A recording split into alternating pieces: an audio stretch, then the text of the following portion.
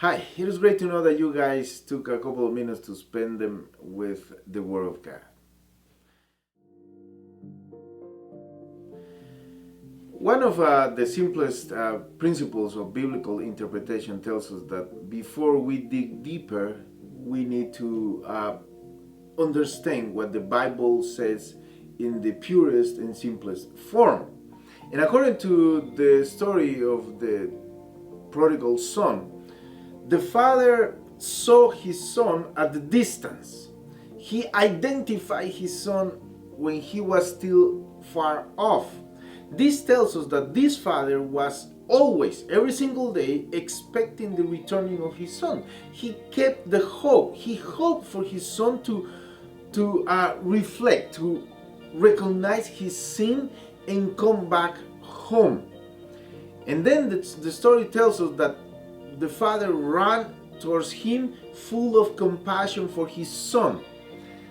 The text doesn't say anything about his physical condition, his appearance, like saying that that's the reason he was felt or moved compassion.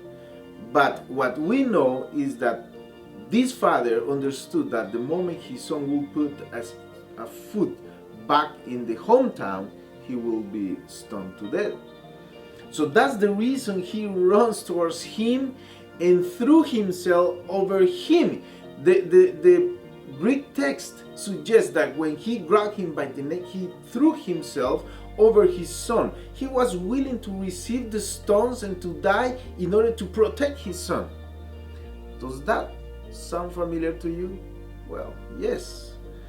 Jesus was willing to receive all the stones and die in our place.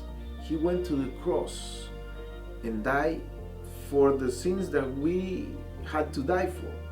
According to the book of Isaiah, God laid on him, on his own son, the iniquities of us all. And by his wounds we were healed.